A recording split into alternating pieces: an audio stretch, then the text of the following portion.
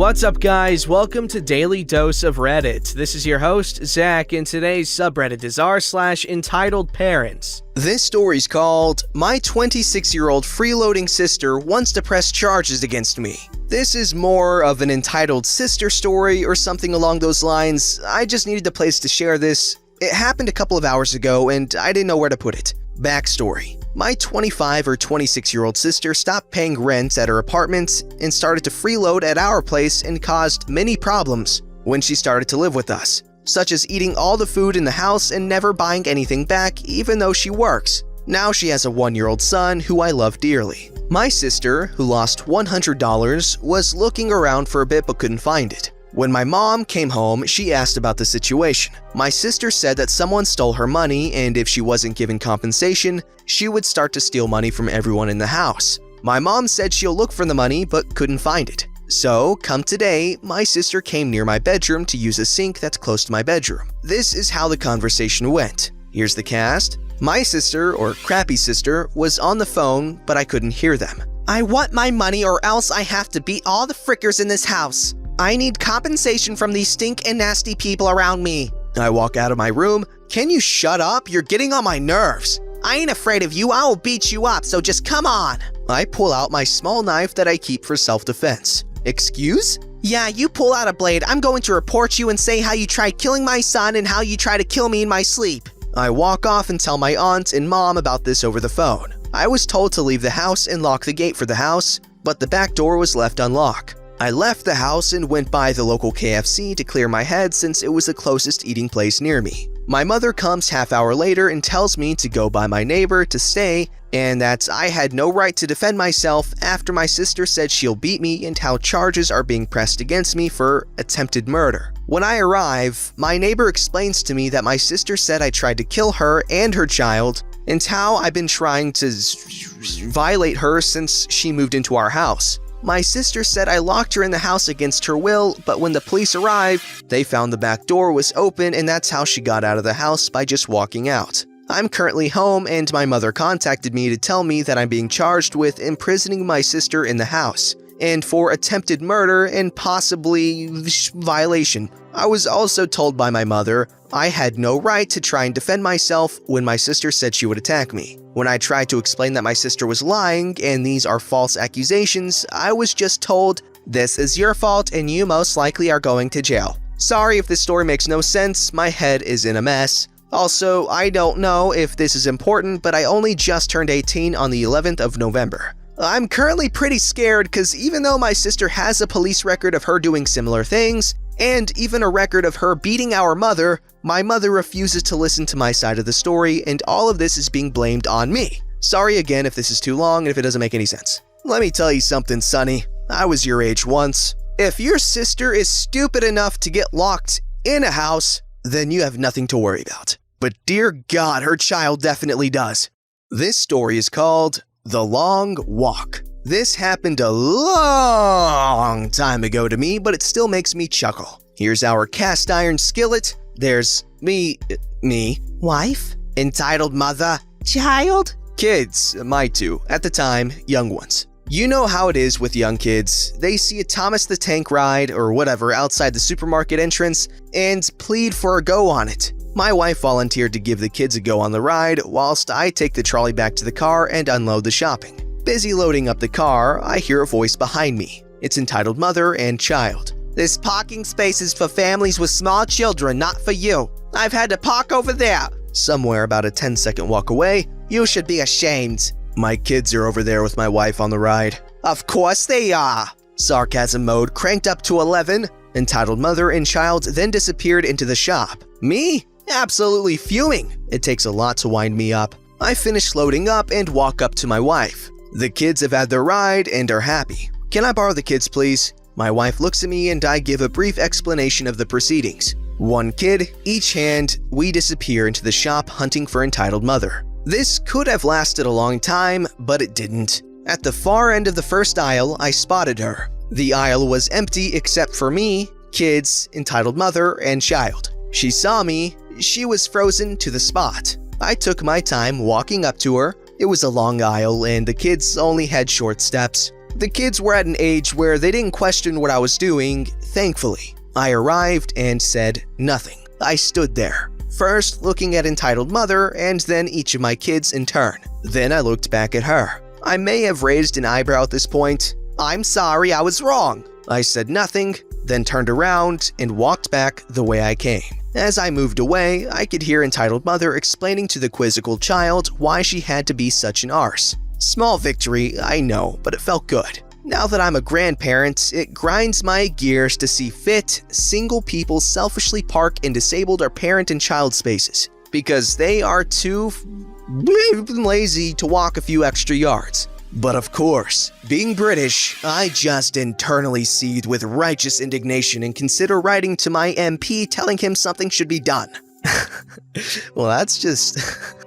I don't know, that just sounds like a bit from Malcolm in the Middle, like something Lois would do, or I don't know. It's just funny, and I appreciate how this guy didn't trash talk the entitled mother too much because, honestly, she didn't seem too entitled there, at all really. Because, as far as she knew, she saw someone parking in the wrong spot and she called him out for it. Albeit it was out of, laziness, but she called him out for it and she admitted she was wrong when he confronted her with his children, without even having to be told anything. So in conclusion, Spider-Man 1 is the best Thanksgiving movie for you and your family. This story's called Karen Tries to Rip My Teeth. Everything is true. There will be a pinch of exaggeration mixed with this post. If you want proof of my retainers, I can show you. Here's the cast. There's me, Karen, daughter of a cockroach, granddaughter of snake. Chad, a snake in the making. Context. I am currently wearing retainers for both my upper and lower teeth. During food ingestion, I have to remove it to make my life easier. Me and my family had gone to the USA to visit my uncle in the June holidays. It was a dark and gloomy evening. The clouds looked ominous. I was power walking to the convenience store to buy some eggs and milk. The store stood out like a beacon in the dark. Cool, stale air greeted me as I opened the creaky metal door. It was barren, save for the cashier, Karen, and her red-shirted Chad. I quickly located the eggs and milk, but was seduced by this candy whose name shall not be uttered, lest they be cursed with the taste of night soil for eternity. The candy pulled me closer and closer, covering me in its delicious embrace. I took my chance and bought it along with the mundane milk and eggs. After purchasing the item, I took out the retainers from my mouth and put them in my box when I saw Mr. Chad looking at me ominously. I took out the candy and asked him if he wanted one. The boy surprisingly said no. Something felt amiss. My gut instinct said, and I quote, "Night soil is going to strike this electric air circulator." I cautiously put the delectable candy in my mouth and rolled it around to ensure every bit of the succulent taste is spread to every bit of my red tongue till every place turns brown. Afterwards, I washed it down with a sip of refreshing water from my bottle. I took care to remove every last bit of chocolate from my mouth. During this candy trance of mine, the boy was gone. I fished out my retainers and put them back in my mouth. Suddenly, the hair in my neck stood up. I could feel the evil spirit standing behind me, waiting to drag me to the pits of hell. When I turned around, I saw nothing and gave a sigh of relief and turned back around. When I saw her, a creature of the dark was standing right in front of me. My heart jumped out of my stomach. I could feel the temperature drop a few degrees. The sight was too scary to be properly described. A demon-like creature who looked like the love child of a cockroach and an alligator was standing before me. My hair was pleading to me to save it from the despicable sights it had witnessed. Behind the monstrosity stood Mr. Chad himself, staring at my soul with such an intensity no mortal had lived to tell his tale. The creature finally opened its maw and uttered a sentence. "I am Karen, and this is my son Chad. He saw that you had a pair of vampire teeth with you that you refused to give to him." What? I have vampire teeth? I don't recall buying any. Is it perhaps this retainer? I opened my mouth and pointed at it. "Yes, that's the one. Can you give my son that fake teeth? He desperately wants to be a vampire for Halloween. He is such a good boy, and I am sure he would treasure it, wouldn't you, sweetie?" "Yes, mommy dearest, I would treasure it forever." I, however, knew that they were just mere snakes in human skin. Lies were dripping out of their mouths like honey from a jar. Sorry, I can't give you that. It's not vampire teeth. It's meant to correct my teeth and was bought at a dental clinic. Anyway, isn't Halloween like 4 months away? Mommy, that mean he doesn't want to give me that teeth. He doesn't want to share. You know what, fine young man? How much was that teeth? $10? Here you go. She hands me a $10 bill. Stop right there. These teeth are worth $500. Okay? Anyway, I will not give you these teeth. How dare you? You will not leave this store until I get those teeth from you. A plan came to my brain. You know what? I'll give it to you only after we leave this store. It's too chilly here. Okay, but don't you dare run away. Chad, he is the fastest runner in his class and will catch up with you if you try escaping. We leave the store and walk to a grass patch near the road. I forced myself to vomit by putting my finger in my mouth. I retched onto the grass. Luckily, the vomit didn't hit anyone. I then took the retainer out of my mouth. It was dripping with the contents of my stomach and the recently eaten candy. Ew, Mommy, I don't want that. It's disgusting. It smells. What the hell are you, sick in the head or what? Take that bloody disgusting thing away from me, you freak. But these are the teeth you wanted. See how beautifully it sparkles and how wonderful the smell oozing from it is? I was disgusted, but I had to stay strong. By repeating, night soil will be more torturous than this. No, I don't want that. Don't you dare come near me anymore. You can keep your teeth, you sick creep. Come, Chad, let's go home and get away from creeps like that piece of dookie. Karen and Chad left the scene. The police were not called. I washed the retainer with water before putting it in the box. No one came after me either. I walked back to my uncle's house quickly, and he gives us the definition of night soil, which is human excrement collected at night from buckets, cesspools, and privies.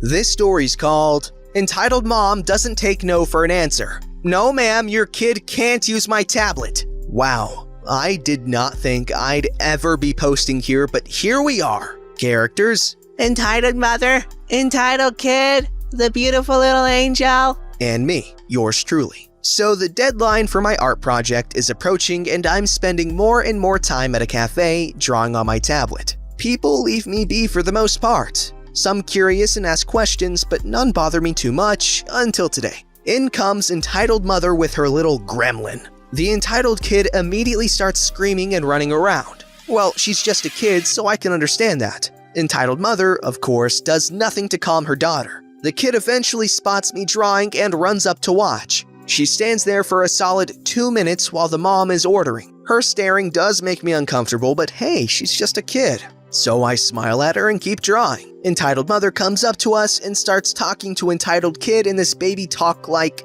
"Look, what is this lady doing? Is she drawing?" I'm still cool with it. Just a normal parent-kid conversation. It's then that Entitled Kid reaches for my tablet to touch it. I don't say anything, but look up at the mother like, "Get your kid away from my stuff, please." Entitled Mother keeps talking to the kid. "Oh, honey, you want to draw on the gadget? That's okay." And asks me if her daughter could draw on my tablet. Normally, I don't mind people messing around on it, but right now, I really don't have time, so I apologized and say, politely, that I have to work. The mother proceeds to argue about why I should let her kid draw and how it will only take a few minutes, while Entitled Kid just stands there glaring at us. I'm not good at saying no, but I decided to stand my ground on that one. Finally, giving up, Entitled Mother turns to the kid and says, "Let's go, this lady's greedy, we don't want to play with greedy people." The two leave and I just keep drawing, ignoring the stares of other customers. Okay, good on you for standing your ground, but honestly, I'm kind of really disappointed that I didn't get to use the little kid voice in the dialogue because I just made the little kid character voice and I haven't been able to use it very much because it's only in the cast list and they don't put the kid character in the story for some reason. So I'm stuck feeling like an idiot because I made this voice and I'm like, hey, that's pretty good. It's a pretty good little kid voice, you know? But then they don't include him in the story and it's just upsetting. I'm sorry. This story's called Entitled Mother Criticizes and Puts Me Down for the Implications of a Meme Image She Looked At on My Desktop. Disclaimer: I love my mom ever so dearly, but she sometimes gets petty over very small things and causes much unnecessary fuss. This is one of these examples. So, my mom was using my computer to check the television guide for the night. Her computer is broken at the moment, and she insists that neither of us have or use mobile phones. She finishes with the TV guide and starts going through images on my desktop. Only harmless stuff I haven't sorted yet. I am in another room.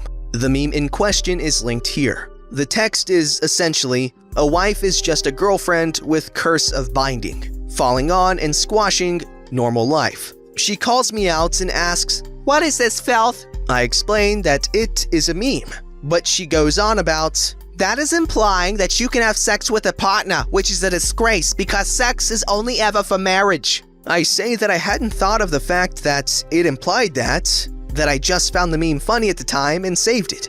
She continues to go on about, "And the girl, she has her mouth taped. Do you know what that is suggesting? That the girl has no consent and girls in general should be silenced. This is as bad as violations. You having this on your computer is so disgraceful. Imagine if your friends or relatives saw this.